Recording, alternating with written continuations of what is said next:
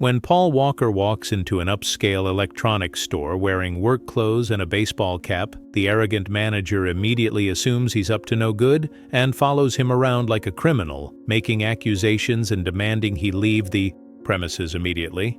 But what happens when a young employee recognizes who he really is and reveals the truth about Paul's character will leave everyone in that store absolutely stunned and teach one man a powerful lesson about prejudice and the danger of judging people by their appearance. Before we continue this story, let us know where you're watching from. If you enjoy stories like this, subscribe to the channel because tomorrow we have another special story for you. The afternoon sun cast long shadows through the floor-to-ceiling windows of Tech Zone, one of Beverly Hills' most exclusive electronics retailers. The store gleamed with polished chrome fixtures, spotless glass display cases, and the latest gadgets arranged like precious jewelry under bright LED lighting. This wasn't just a place to buy electronics. It was a temple to technology where only the wealthy and well-dressed were expected to worship. Behind the manager's desk sat Richard Sterling, a man in his mid-40s who wore his authority like an expensive suit. Everything about Richard screamed control. From his perfectly pressed shirt to his slicked-back hair to the way he surveyed his domain with eagle eyes. He'd built his reputation on running the most exclusive tech store in the city, and he wasn't about to let anyone tarnish that image. Richard prided himself on reading people the moment they walked through his doors. He could spot a serious buyer from across the store, the confident stride, the designer accessories, the casual way they handled price tags that made most people wince. But he could also spot trouble, and in his mind, trouble came in many forms. Teenagers looking to steal, homeless people seeking shelter, and working-class folks who had no business browsing merchandise they couldn't afford. The electronic door chimed softly as Paul Walker stepped inside, pausing for a moment to orient himself. He wore faded cargo pants with paint stains on the knees, a worn gray hoodie, and a UCLA baseball cap pulled low over his eyes. His work boots, scuffed and dusty, squeaked slightly against the pristine marble floor. He carried a simple backpack over one shoulder and moved with the unhurried pace of someone who wasn't trying to impress anyone. Paul had just finished helping a friend move apartments, spending the day carrying furniture and painting walls.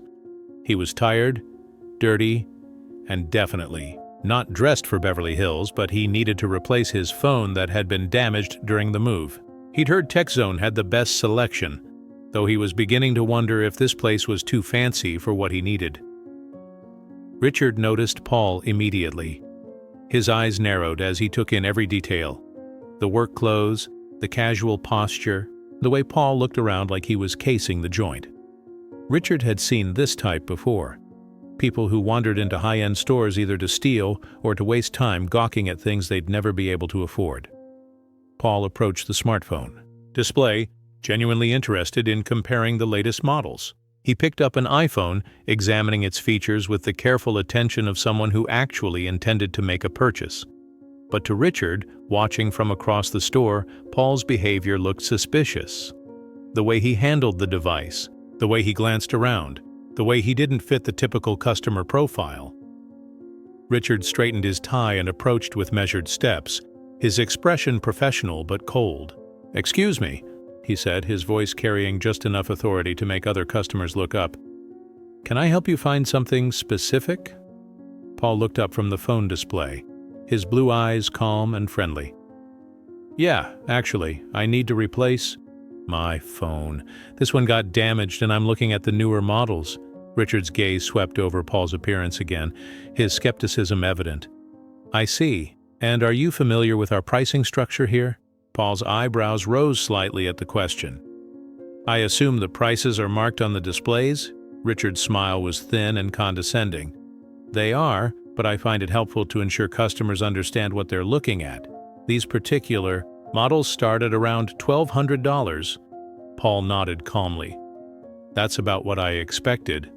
Richard wasn't satisfied with the answer. Something about Paul's casual demeanor irritated him. Most people would be intimidated by the price or at least show some reaction. Paul's lack of concern seemed almost suspicious. "Are you planning to purchase today?" Richard pressed, his tone becoming more pointed. Paul set down the phone he'd been examining. "Possibly. I'd like to compare a few options first." Richard crossed his arms, his patience wearing thin. "I have to ask, do you have identification with you?" The question hung in the air like an accusation. Several nearby customers turned to watch, sensing the tension building. Paul's expression remained calm, but something flickered in his eyes. Not anger, but disappointment. "Why would you need to see my ID?" Paul asked quietly. Richard's voice grew more authoritative. "Store policy. For purchases over a certain amount, we require identification. I'm just being proactive." Paul looked at him steadily. "I haven't made a purchase yet. I'm just browsing." Richard's facade of professionalism began to crack. "Look, I'm going to be direct with you. We've had issues lately with people coming in here, handling expensive merchandise they have no intention of buying. Some even try to leave with items they haven't paid for." The accusation was clear, even if Richard hadn't stated it outright. Paul felt the familiar sting of judgment, the weight of assumptions made based on his appearance. He'd encountered this before, but it never stopped being frustrating. "I understand you have to protect your inventory," Paul said calmly. "But I'm just a customer looking to buy a phone." Richard shook his head, his voice rising slightly. "A customer? Dressed like that? Sir, this is Tech Zone, not some discount electronics store. Our clientele expects a certain atmosphere." The words echoed through the store, causing conversations to stop and heads to turn. A well-dressed couple near the laptop section exchanged uncomfortable glances. A businessman browsing tablets frowned at Richard's tone. Paul stood quietly for a moment, absorbing the humiliation. When he spoke, his voice was steady but carried a weight that seemed to settle over the entire store. "So you're saying I don't belong here because of how I'm dressed?" Richard's face flushed, but he doubled down. "I'm saying that we cater to a specific type of customer, people who appreciate quality, people who can afford quality." Paul nodded slowly, as if processing the logic. "And you've determined I'm not one of those people." Richard gestured toward Paul's clothing. "Sir, look at yourself. You're covered in paint, your boots are dirty, and you're dressed like you just came from a construction site. This isn't the place for window shopping." Young employee named Jake, who had been organizing inventory nearby, looked up with growing discomfort. He'd been watching the interaction, and something about the customer seemed familiar, though he couldn't place it. Paul looked around the store, taking in the other customers, the gleaming displays, the atmosphere of exclusivity that Richard was so determined to protect. When he looked back at Richard, his expression was calm but sad. "You know," Paul said quietly, "I actually did just come from helping a friend move. We spent the day doing manual labor, painting walls, carrying furniture. I got dirty because I was working." Richard's expression didn't soften. "That's fine, but perhaps you should have gone home to clean up before visiting an establishment like this." Paul's voice remained steady. "Would that have changed who I am as a person?" The question seemed to catch Richard off guard. "What's that supposed to mean?" Paul stepped closer, his voice soft but clear. "It means you're judging my character based on my clothes. You've decided I'm not worthy of being here, not worthy of respect, not worthy of the same service you'd give someone in a suit." Richard shifted uncomfortably.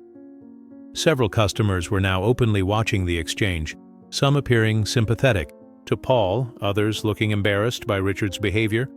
"I'm just maintaining standards," Richard said defensively. Paul shook his head. "You're not maintaining standards, you're maintaining prejudices." The words hit Richard like a slap. He felt his authority being challenged in front of his customers, his employees, his carefully constructed domain.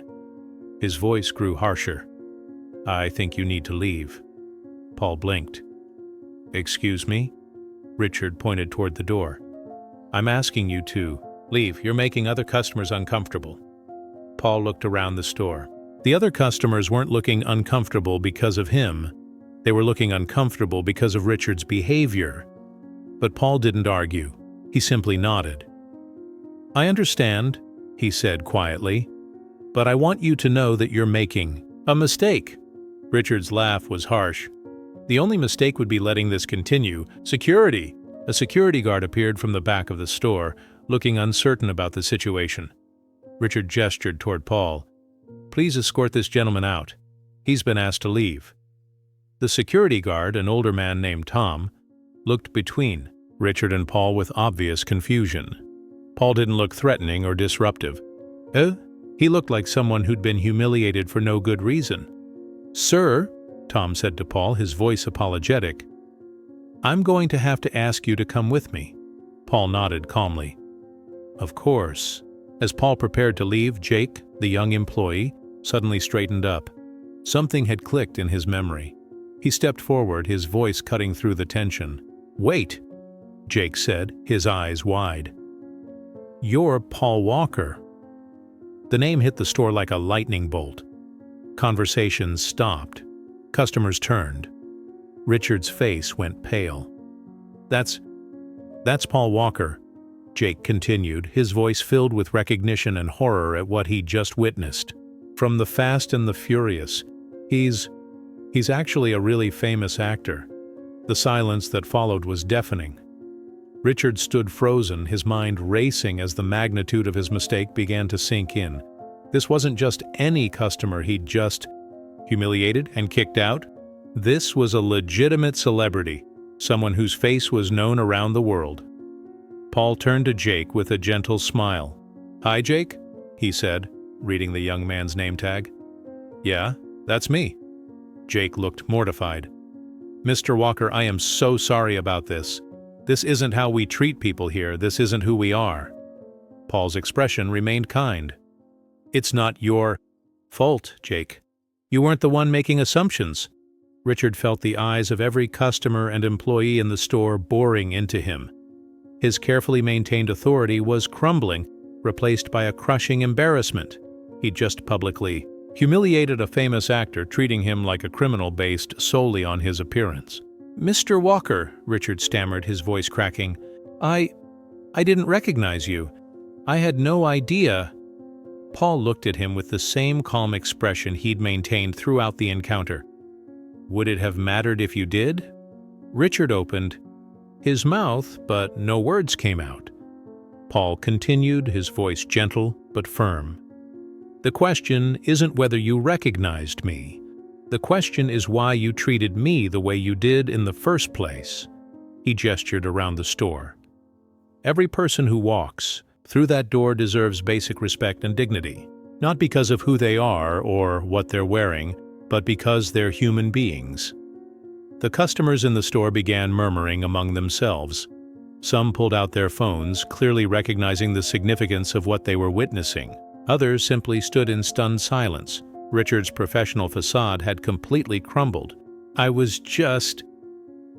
thought," Paul held up a gentle hand. "You thought what?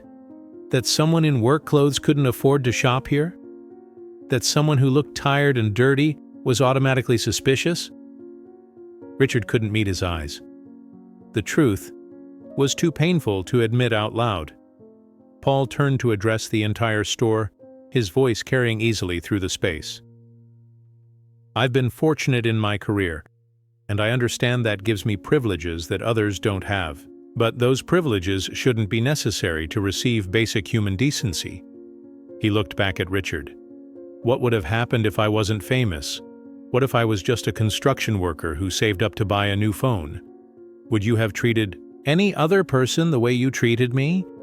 Richard's voice was barely a whisper. I don't know." Paul nodded sadly. "I think you do know, and I think that's what makes this so disappointing." Jake stepped forward again, his face flushed with embarrassment for his employer. "Mr. Walker, please let me show you our latest models. Any phone you want, it's on the house." Paul smiled at the young man's earnestness. "That's very kind of you, Jake, but I don't need a free phone. I came here to buy one, and despite everything that's happened, I'd still like to do that." He turned back to Richard. "Not because you deserve the sale, but because Jake and the other employees here shouldn't suffer for your mistakes." Richard stood there, overwhelmed by Paul's grace in the face of his humiliation. A famous actor he'd just kicked out of his store was now offering to give him business anyway. "Why?" Richard asked, his voice thick with emotion. Paul considered the question seriously. "Because holding on to anger doesn't hurt you, it hurts me. And because maybe this moment can teach us both something about how we see people." The store remained quiet as Paul walked back to the smartphone display. Jake eagerly assisted him, explaining features and options with genuine enthusiasm. As they talked, Paul's knowledge about technology became apparent. He asked informed questions, understood the technical specifications, and made decisions like someone who knew exactly what he needed. Richard watched from a distance, seeing Paul clearly for the first time, not as a suspicious character or a potential troublemaker, but as what he'd always been, a customer who deserved respect. When Paul completed his purchase, paying for a top-of-the-line phone without hesitation, he turned to Richard one last time. "I hope you'll remember this," Paul said quietly. "Not the embarrassment of making a mistake, but the lesson about seeing people for who they really are." Richard nodded, unable to speak. Paul turned to leave, then paused. "And Richard, the clothes don't make the man makes the clothes mean something." As Paul walked toward the exit, several customers approached him, not for autographs or selfies, but to shake his hand and thank him for how he'd handled the situation. They'd witnessed something rare: grace under pressure, dignity in the face of humiliation, and the power of responding to prejudice with wisdom rather than anger. After Paul left, the store remained unusually quiet. Richard stood behind his desk, staring at the receipt from Paul's purchase. The amount was substantial, more than most customers spent in a single visit. But more than that, it was a reminder of the customer he'd almost lost, the lesson he'd almost missed, and the character he'd almost failed to recognize. Jake approached his manager cautiously. "Sir, are you okay?" Richard looked up, his eyes red with emotion. "Jake, I want you to know that what happened today, that's not who I want to be." Jake nodded. "We all make mistakes, Mr. Sterling." Richard shook his head. "Not like this." "What I did to Mr. Walker, I've probably done to other people too, people who didn't have a famous name to protect them." The weight of that realization settled over him. How many customers had he judged unfairly? How many people had he made feel unwelcome based on their appearance? How many stories like this had happened without anyone there to witness them? "What are you going to do?" Jake asked. Richard was quiet for a long moment. Then he stood up and walked to the front of the store. He looked out at the busy Beverly Hills street, watching people of all kinds walk by. Construction workers, business, executives, students, tourists. For the first time, he tried to see them not as categories or stereotypes, but as individuals with their own stories, their own dignity, their own right to be treated with respect. "I'm going to change," he said finally, "starting now." 6 months later, TechZone had transformed. Richard had implemented new training for all employees focused on customer service without discrimination. He'd created a policy that every customer, regardless of appearance, would be greeted with the same warmth and respect. The store's reviews improved dramatically, not because of the products they sold, but because of how they treated the people who bought them. Richard kept Paul's receipt, framed on his desk, not as a trophy, but as a reminder that dignity isn't determined by clothing, that respect isn't earned by appearance, and that the true measure of a person's character isn't what they wear, but how they treat others when no one is watching. And every time a customer, he walked into his store, young or old, wealthy or working class, dressed up or dressed down, Richard remembered Paul Walker's words. "The clothes don't make the man makes the clothes mean something." Because sometimes the most important lesson comes not from success, but from failure. Not from being right, but from being wrong and having the courage to change. And sometimes, if you're very lucky, that lesson comes from someone who has every right to be angry, but chooses to be gracious instead.